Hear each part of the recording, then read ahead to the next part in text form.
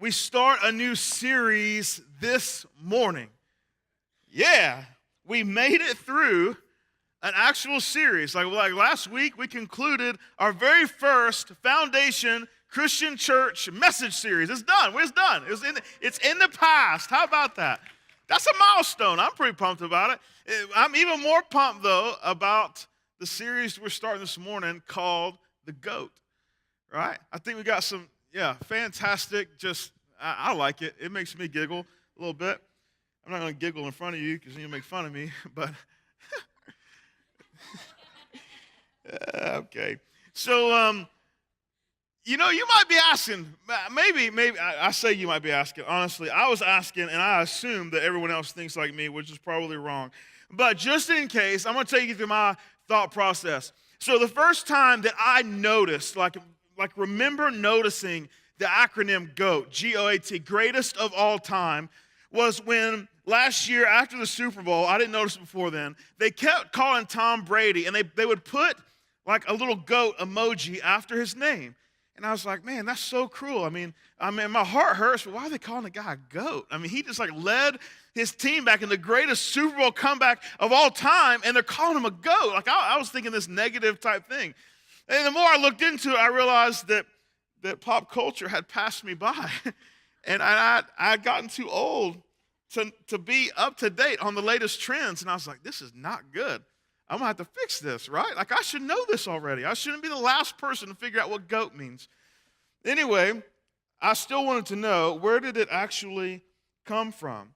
Well, it just so happens that there was a fighter. You might have heard of him. His name is Muhammad Ali. Well, he would say oftentimes, I'm the greatest, right? That's what he would say, I'm the greatest. Well, there's a rapper, a hip-hop artist, right? Which in my high school days, I knew a lot about, right? Come on. Well, this particular hip-hop artist, this rapper, you might have heard of him too. He has a song. His name is LL Cool J. DJ, hit it. Competition's paying the price. I'm gonna knock you out. Yeah, no? I'm gonna knock We're good. I might get carried away. Mama said knock you out, right? So that song is about Muhammad Ali, right? In fact, he's got an entire thing that says, I'm the greatest of all time. LL Cool J introduces it to pop culture. Who knew that long ago? I don't know. I didn't know.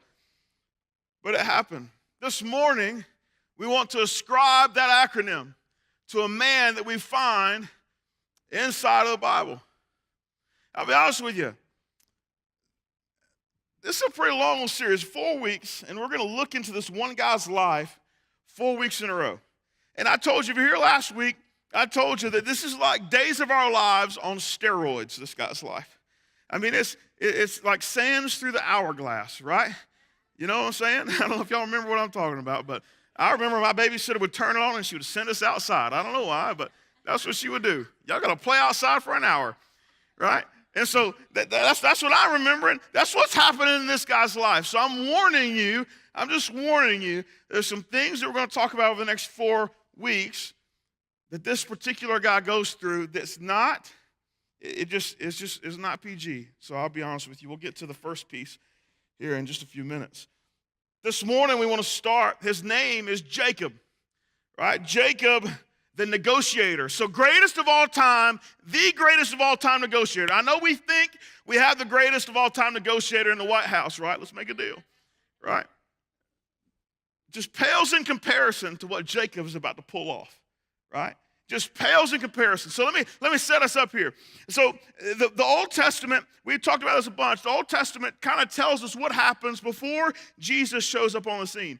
The New Testament then tells us what happens after Jesus has shown up on the scene. However, there's another step to that. The Old Testament not only tells us what happens before Jesus shows up on the scene, the Old Testament really acts as a guide for how God created man and we get to Jesus. And so lineage is very important. Family history is very important. They wanted to be able to trace Jesus and his lineage all the way back to the beginning, right? It was important that they did that. And so if you ever get a chance to study the lineage of Christ, beginning with Adam, and Eve. And you go forward with it, there's some pretty interesting characters. One of these characters we're going to talk about this morning. And so what we have is we have a man named Abraham. Abraham is the grandfather of Jacob. Abraham is approached by God, and God says, hey, here's the deal. There's a lot of folks on earth right now, but you are going to be special because from you, every single nation that ever exists will be blessed. And so he's talking about Jesus. Eventually, Jesus is going to come through Abraham's line and lineage, right? And so Abraham has a son. His son's name is Isaac. Actually, has two sons, but Isaac is going to be the one that Jesus comes through. So here comes Isaac. Isaac is where we're going to pick up because Isaac has a boy as well, and his name is Jacob. Well, that's kind of what our setting is. Here we go. Abraham has Isaac. Isaac goes to God and said, hey, here's the deal.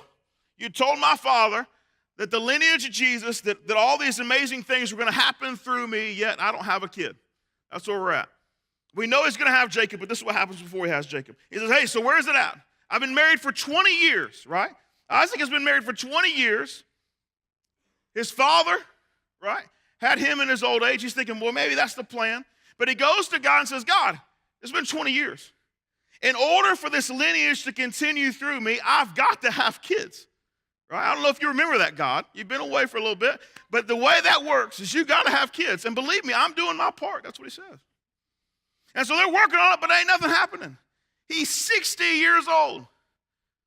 And begs God, like, what's happening? Goes to God on behalf of his wife. He's like, please, let us have children. And God fulfills his promise. He makes good on his promise. And they have a son, but not just one son. They have two. They go to God and they beg, please. His wife's getting up there in age as well. And so she's begging, please, God. Well, she gets twins for all her begging. I don't know how you feel about anybody in here 60 years old, just, if you're not embarrassed of it or whatever. Johnny, boom. Johnny, you good with twins like in 9 months? Miss Pam, you good? He says, bring them on. Pam just shoved a knife in his. Yeah, right? That's what we're talking about. Like, how crazy is this about to get? Well, things are a little off in this pregnancy. They asked for it. Here it comes. She's thinking, hey, things aren't going to always be great. But things aren't all that going that well. And so she can feel something is wrong inside of her. It's just not going right. It's not happening right. And so she goes to God and she asks. She's like, hey, what's going on? It just feels like this struggle inside of me. God gives her an answer. Says, yeah, there is a struggle. It's a foreshadowing of what's to come because these two will be at each other forever. And their descendants will be at each other forever. And then he says something pretty interesting. And the older will serve the younger. And that's the end of it. Now, that's a big deal, right? Now, that's a big deal. So we're talking about old school folks. This is a patriarchal society where men have pretty much like 99.9% of all the rights and everything. They own everything. They make all the decisions. Here it comes. The oldest male, it's passed down from oldest male to oldest male to oldest male to oldest male. That's how life works. And it would be unheard of, just unthinkable for the younger sibling to be in charge. That's just not the way it happens in the world. God decides he's going to do things a little differently than the way the world does. It says the older will serve the younger. So it's time to give birth to these boys, and they come out. And sure enough, the one that comes out first, the older, he's described as being red. He's a ginger, right? He's a ginger. And he's got red hair on his arms. He's got a full head of red hair. I mean, this baby just red. He's just a red-headed child, right? And then I say, hey, take the first boy. His name is Esau. As they take him out of the womb, there's a little hand sticking out, holding on to his brother's foot. That's Jacob. It's foreshadowing what's to come. They grow up, and just like many brothers, they have their own personalities. Esau, this red, enjoys his time in the woods, enjoys hunting I mean, he's a man's man to end all men's men. And on the other side, Jacob, he doesn't enjoy that stuff. He likes to stay at home. He hangs out around the tents. He does things like that. Both of them productive. Both of them in their own way, but have those distinct personality traits that are different, completely different, polar opposites from one another.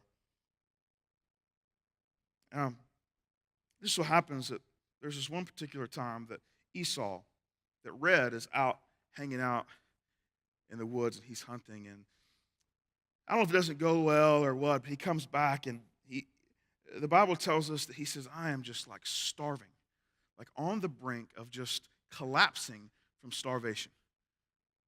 Right? And so Jacob had been home the whole time and he had cooked up this stew of sorts. In fact, the stew is even described as red porridge or lentils, right? Sounds appetizing, I know. But that's what he's making, and it's got this red in it. And so Red comes in from the woods, and he comes in, he smells the red on the stove, and he looks at him and says, hey, what does Red got to do to get some of that red, you know? If you read the original language, there's a play on words, like what does Red have to do to get some of that red? You know, it belongs to me. I mean, you could tell, we belong together. And of course, his brother, this is where this negotiation piece comes in. He suddenly sees, you know what? I wonder if I can get out of this. And so he makes an ask. He sees how desperate his brother is. And he says, well, you know, how about I give you some of this red stew and you give me your birthright? Now, birthright's a pretty big deal, right? So birthright in the Old Testament, this is what it means. It means you get a double portion of the inheritance, right? So if you would have 2 kids, you split up into thirds. 2/3 goes to the oldest, 1/3 goes to the youngest, right? That's what they got. So a double portion of the inheritance. It also comes with the responsibilities of taking care of the family. It also comes with the responsibilities of making sure that the family is aligned with the Father, with God, and within the religious context that the Father has set. Suddenly, the birthright swaps places. What he's basically saying is, you know what? You can become the older from the birthright standpoint, and I'll become the younger. In fact, he gives this excuse where he says, you know what? I'm about to die anyway because I'm so hungry, so what good would it do for me to have this birthright? And so he gives it away. So we have to ask ourselves a question. Man, come on, Red. Are you really that hungry? There's also a chance that Red really didn't want it to begin with. Maybe Jacob knew that. Maybe Red is so eager to say, you know what, I'd really honestly just rather be out in the woods than here doing the family thing, and so have it. And so he does, and he fixes him a bowl of red and hands it to Red, and he eats. And he walks out. That single transaction, right there, one of the biggest lopsided trades you will ever hear about or find. You're talking about the family, the lineage of Jesus is coming from, Abraham. In terms of the faith, I mean, it's his grandchildren. It's a big deal. He gives it away. A bowl of soup, a bowl of stew. Yeah, that's not the end of it, though. That's just a small piece, you know. It's just a small piece of what's happening. I wonder, though, when we kind of take a look at it, is there anything we could gain from it? Is there any wisdom we could pull from it? I just said one piece. This is not the point of our message today, but I just wonder if there's a small piece of wisdom we can gain in that little transaction. This is kind of what I've put for us. Here it is. We must be careful not to sell our tomorrow so that we may simply enjoy today. Be careful not to sell our tomorrow so we may simply enjoy today. I think there's some wisdom there. I think there's some wisdom for being someone that when God gives you something, that you take care of it well. I guess the Bible word for that will be you would be a good steward of what's been given to you. Leads me to this other piece, though, one that's a little more culturally relevant, and that's this: instant gratification often leads to eventual destruction. Instant gratification often leads to eventual destruction. Be careful what you'll trade tomorrow for, just so that you can simply enjoy today. You see, the story doesn't stop there. The famine kind of hits the land. So the birthright has been sold or swapped. Right? It's still, Isaac, his wife, Jacob, and Esau. There's a famine that hits. Famine's in the land. This is no good. They start to pick up, and they got to move somewhere because there's nothing to eat. And so they start going, and God says, hey, don't go too far. They're thinking about going to Egypt. He says, don't go to Egypt. Instead, you need to stay here because this is the land that I promised you. I promised Abraham that you would have this land. I'm promising you that you'll have this land. I'm promising your son that he'll have this land. You've got to stay. You can't abandon it. Trust me, I'll be faithful. And so he stays in the land, but they still move a little bit, and they come in contact with another guy, another king named Abimelech. Now, this is an interesting thing. I don't want to spend a lot of time here, but this is what happens. This king, he's the king of the Philistines. They get together. They have some friendship. There's a little friendship happening here between Isaac and Abimelech, and here it is. But here's the problem. Here's the problem what happens. Isaac understands that he's in a foreign place, a foreign kingdom. And so they live by different rules. Now, he thinks highly of his wife and the way she looks. It's hard to say how old she is right now, but she's on up there. But she must have been something to look at and easy on the eyes, because he comes up with a plan. He says, while we're in this land that's not controlled by us, we're in this other kingdom, let's pretend you're my sister. Because if they find out that you're my wife, they might kill me just to have you, right? Now remember, we're not living in today. We're living in a patriarchal society. Men control everything, every single thing, right? And they're willing to do anything to get something that they lust after or desire. And so he comes up with a scheme. And so he tells everybody his wife is his sister. So that just to make sure that he saves his own life. Now this is the interesting piece here. This is the interesting piece. In Genesis chapter 26, verse 8, we'll read it. It says, when Isaac had been there a long time, Abimelech, king of the Philistines, looked down from a window and saw Isaac caressing his wife, Rebekah. Now, see, at that time he thought he was a sister. And I'll be honest with you, the original language here is in Hebrew. And honestly, the Hebrew word does not mean caressing. It's quite the word, And so if you can picture, it wasn't just like he was like, hey, I'm not going to do that, right? But I'm just saying, what he looked down and saw, he left no room for doubt that that was his wife, right? Or it was, I don't want to make an Alabama joke, it's too soon, but I'm just saying, you know what I'm saying? I don't know. Here it comes. Now, here's the interesting thing. Remember this. Fathers, let me talk to you for a second. It says they had been there a long time, which meant that the sons have found out about the plan that their mom is now their dad's sister. And so they understand. They understand two things. Number one, that their dad thought that he had to lie to make sure that he was protected, didn't trust God with that. The second thing that he saw is that they can win things through deceit. And then this is what happens. It's not too long after that, Isaac feels like he's about to die. And it's time to carry forward with a tradition in the family where they give a blessing. Now, this blessing, it had a supernatural element to it. It's not the blessings like we have today, like you go and ask for someone's hand in marriage, you go to their dad and say, hey, I'd love to have your blessing. It's a little more stronger than that, this blessing that Isaac is about to give Esau, his oldest son. And there's something supernatural about it. I actually reached out to one of my professors this week and I said, hey, I've been researching, I've been reading, and here's it. I can't find where the supernatural element of the blessing just stopped. Right, or a reason for it to stop. And we looked, we just couldn't find it. But it slowly fades into nowhere. But at this point, it's not slowly fading into nowhere. This is a big deal, right?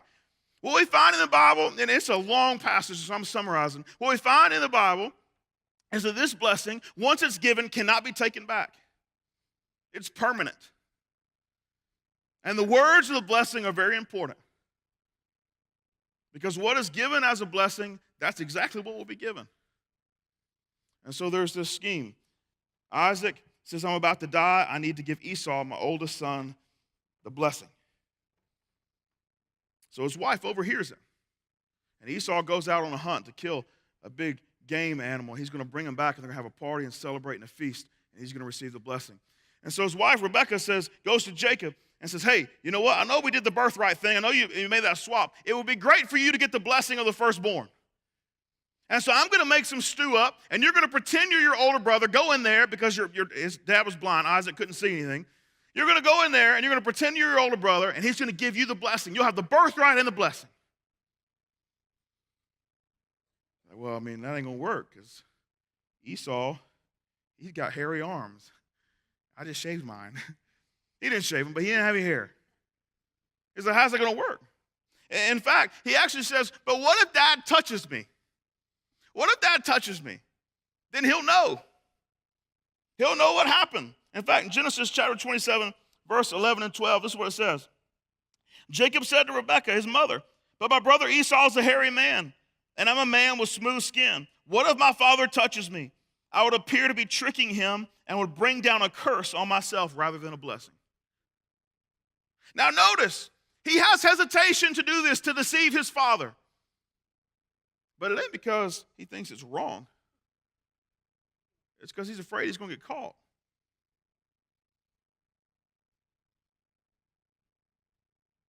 He's quite the schemer.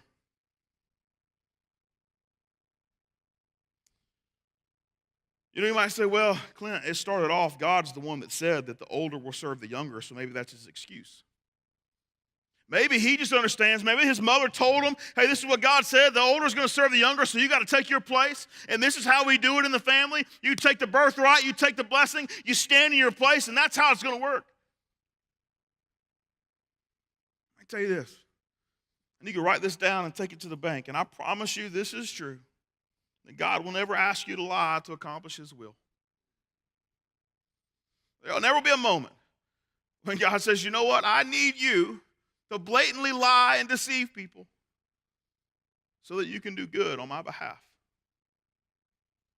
You will not have to steal something that doesn't belong to you so that it can belong to you. That's not the way God works.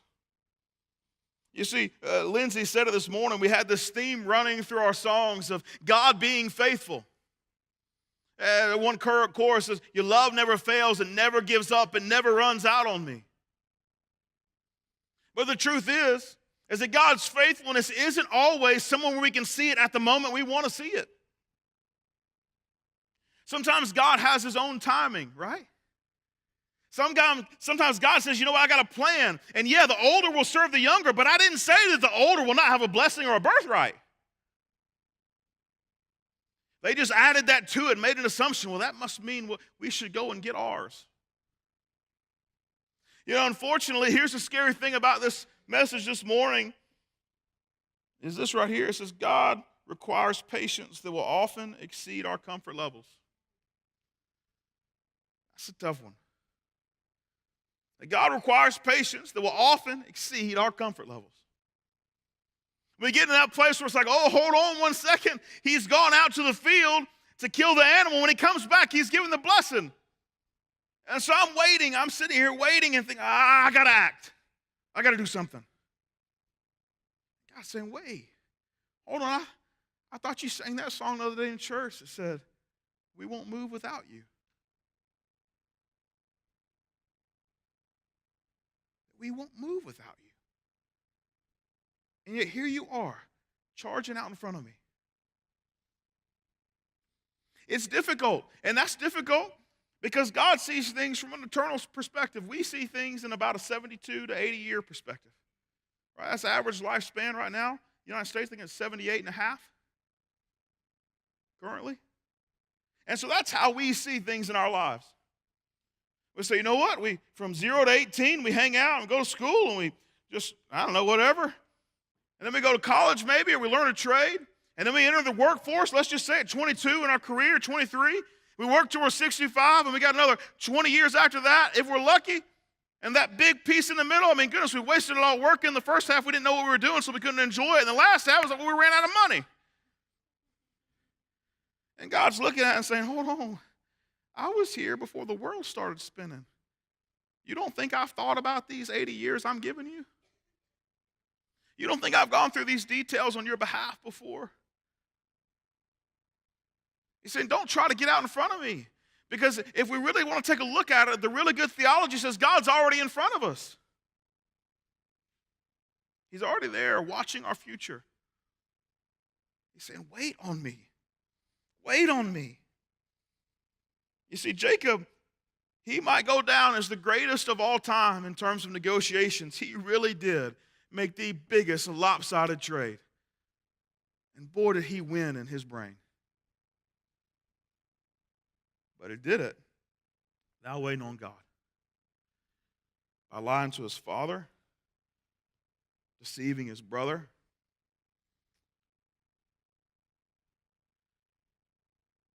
You might say, well, he was just doing what his daddy did with Abimelech. I hear you. At the end of the day, he might be an incredible negotiator. But in terms of what God wanted at this moment in life, he's a failure. He had a failure to wait on God. A failure to trust God. A failure to believe that God was capable. And I wonder if we might not identify with some of those things on the screen. Or we really take a good look at it and say,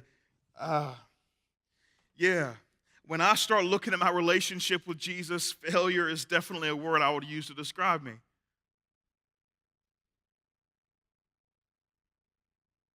That it's hard to wait on a God that you can't text message and see that he's got the bubbles they're replying, right? Because that is comforting a little bit. You know, like when you text someone and you're sitting there and you're watching, like, I wonder if it's going to bubble or not. Even if they don't reply, at least you know they're looking at it and thinking about it, like, okay, well, I asked them a pretty good question. It's going to take a little bit to think about it, but I know they got it. Or they have red receipts on where it says red at, 503 or whatever. God doesn't have any of that for us. We don't see the bubbles when we see he's thinking about his response.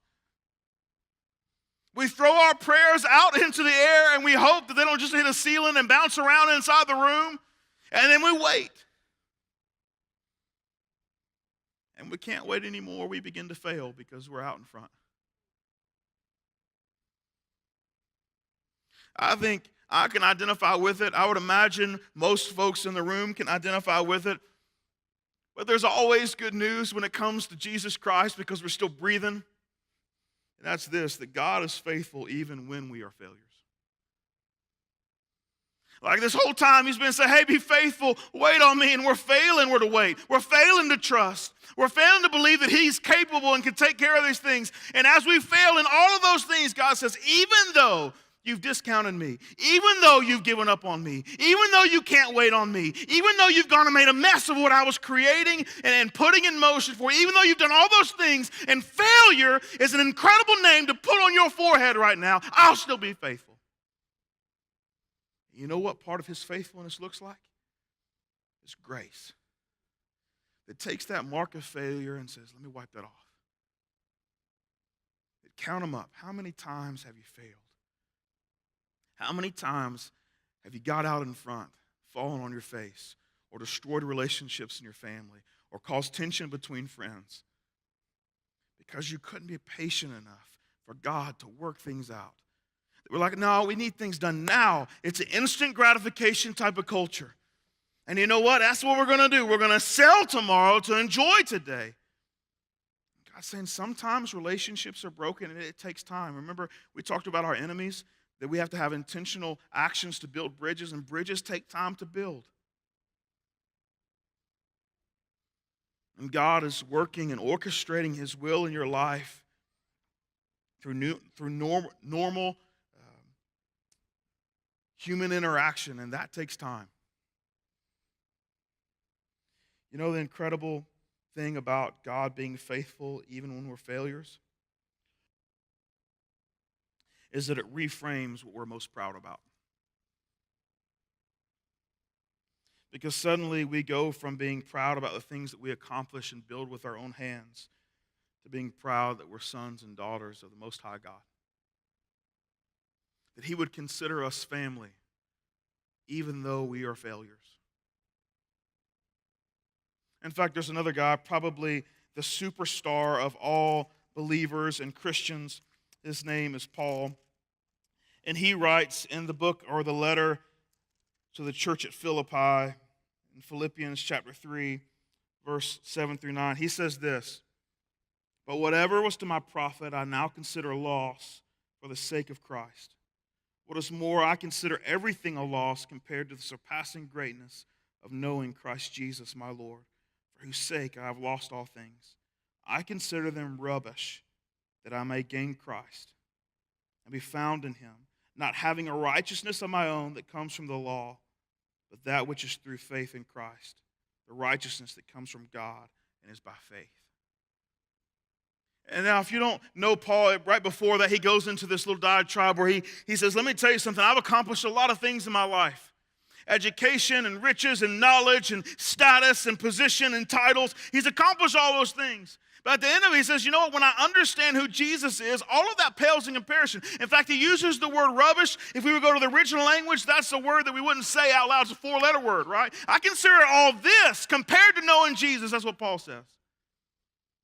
And as we look at our own failures, we have the opportunity to say the same thing, not just our successes, but even in our failures, we can say, you know what, it is what it is. My past is now behind me, and God calls me a son or a daughter of God. That I can boast in that. That the Most High God knows my name. That I might not see the bubbles or the red receipts, but I know for sure that when my prayers go up, they don't hit the ceiling and bounce off the walls until they settle on the ground. But they actually make it to Him. We have one of our values here at Foundation is influence. Influence is characterized like this: who I am, what I do, and what I have all belongs to God and should be leveraged for His kingdom. That's one of our values. And we want to make sure that every person that comes in and joins our team and becomes a part of what we're doing, let them know that that's what God is after. That every part of your life, that you don't just compartmentalize Sunday mornings and that's the only place that He gets to belong. But who you are, what you have, and what you do all belong to God. And you should leverage all three of those things for His kingdom. It helps us transition when we think in terms of that value. When we think of our children, instead of it's, hey, from what we made to what God gave us and trusted us with. It helps us transition in our job and career from, look at me, I climbed the ladder in this career to look, God built me for leadership. He designed me to be where I am. Even in our finances, that our generosity makes us feel good. It transitions that to our generosity shows that we're children of God. And suddenly His title becomes the thing that we care most about. When we begin to be a little patient, when we begin to trust in God, when we begin to make that declaration in our life that we're not going to run out in front of you, that we believe you will be faithful and you will fulfill your promise. And it might take longer than we had hoped, and it's not the instant gratification culture that we're used to, but we're going to wait. We're going to wait. We really do believe that God requires patience that will often exceed our comfort levels. But I tell you this, He's worth waiting on. He's worth waiting on. Can you imagine the time that exists between the last verse of the Old Testament and the first verse of the New Testament? And all it was about 400 years where there was just silence from God. Didn't say anything, didn't move anywhere. Nothing is recorded for 400 years. People just sitting and waiting on Jesus. In every generation, they would tell the stories of Abraham and Isaac and Jacob. They would say, we just have to wait.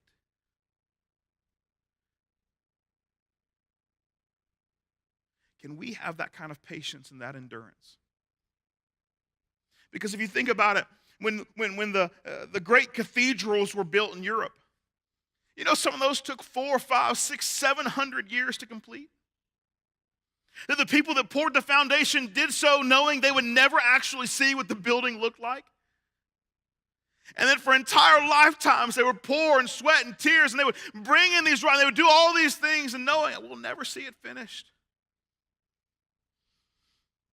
That's kind of like waiting on Jesus.